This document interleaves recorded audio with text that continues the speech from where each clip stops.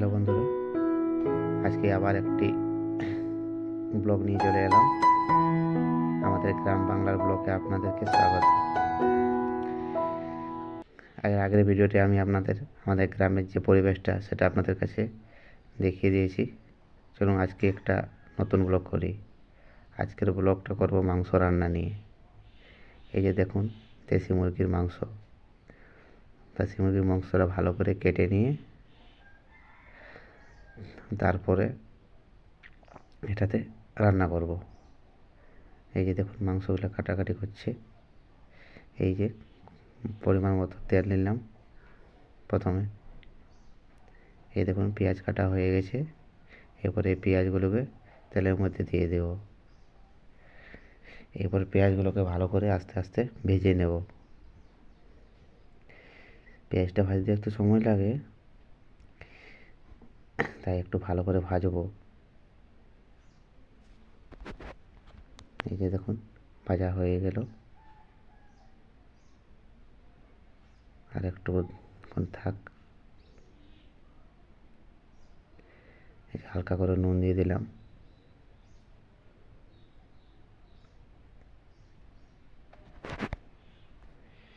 আস্তে আস্তে ভাজি।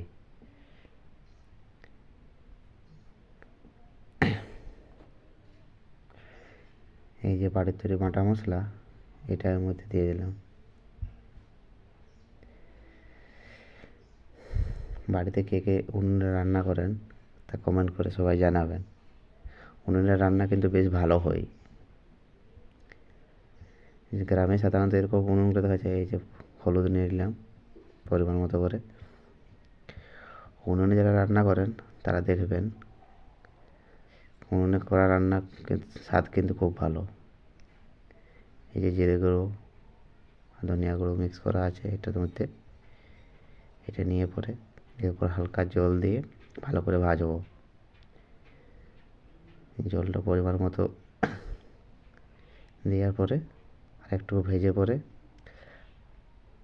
আর একটা বাড়ির তৈরি মশলা আছে সেটাও এর মধ্যে দিয়ে দেব। দেশি মুরগির মাংস স্বাদ কিন্তু খুবই ভালো হয়।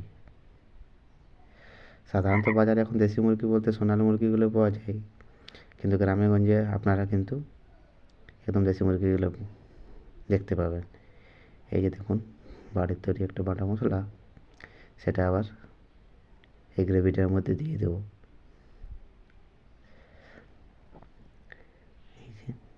এরপরে এটাকে একটু সেদ্ধ হতে দেব, তারপরে মাংসটা এর মধ্যে দিয়ে দেব।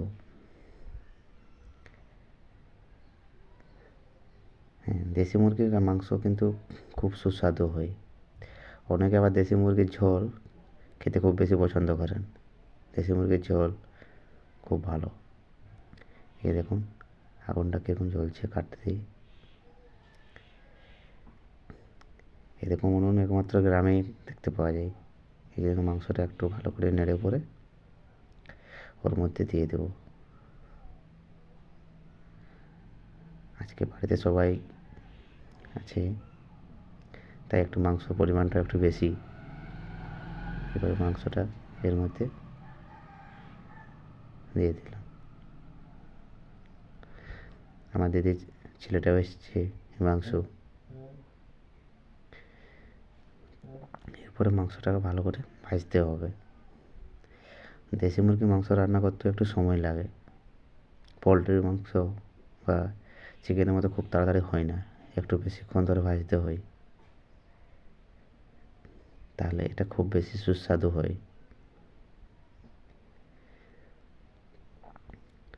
এই যে দেখুন, আস্তে আস্তে করে ভাজছি এটাকে।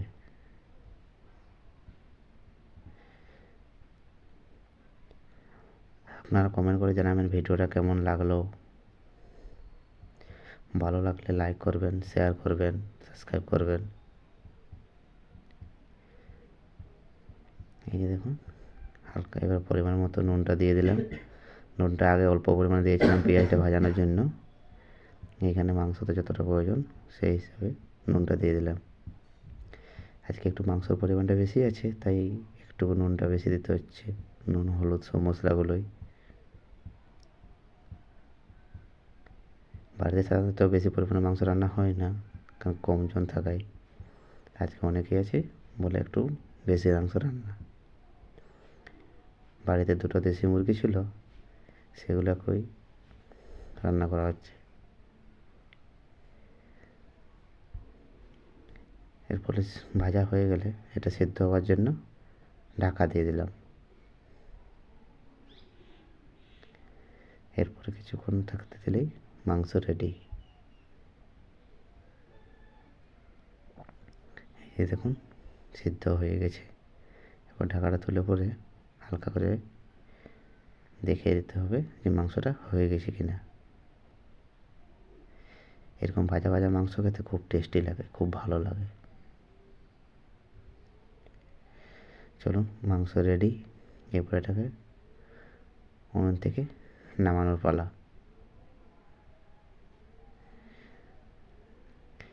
ভিডিওটা কেমন লাগলো অবশ্যই আপনারা কমেন্ট করে জানাবেন। একটু সামনে থেকে দেখিয়ে দিই আপনাদেরকে।